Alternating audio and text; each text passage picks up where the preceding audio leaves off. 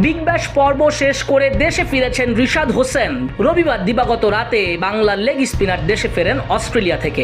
এবারের বিপিএল না খেলে রিশাদ উড়াল দিয়েছিলেন অস্ট্রেলিয়ায়, তবে শিরোপা বাগাতে পারেনি রিশাদের দল। সিডনি সিক্সার্সের কাছে হেরে ফাইনালে ওঠার সুযোগ হারায় দল হোবার্ট হারিকেন্স।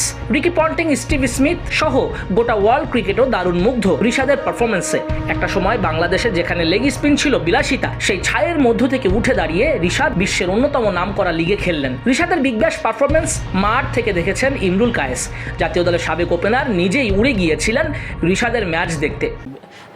রিশাদকে আসলে গ্যালারি থেকে কেমন দেখলেন? দেখুন, এটা আমার কাছে একটা অন্যরকম ফিলিংস কাজ করেছে, যে আমার কাছে মনে হয়েছে যে রিশাদ বাংলাদেশের একটা ছেলে, সে মেলবোর্নে এসে ক্রিকেট খেলবে, আর আমরা অস্ট্রেলিয়া থেকে 1 ঘন্টার ফ্লাইট আমরা যদি না দেখতে পাই, জিনিসটা আমার নিজের কাছে খুব খারাপ লাগতো।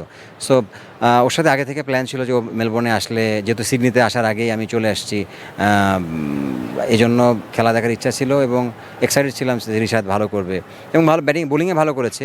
আনফর্চুনেটলি ওই দিন ওদের টিম হেরে গেছে, ব্যাটিংটা ভালো করতে পারে নাই, but so far he is doing very good. আমি টাইম পাই নাই, হ্যাঁ একদিন একটু আমরা একসাথে লাঞ্চ করেছিলাম, এছাড়া আর সময় পাই নাই, ও সময় দিতে পারে নাই।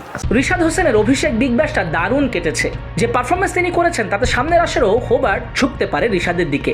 হোবার্ট রিশাদকে দলে নিয়েছিল 2024-25 আসরেও, কিন্তু সেবার বিপিএল থাকায় তার অস্ট্রেলিয়া যাওয়া হয়নি।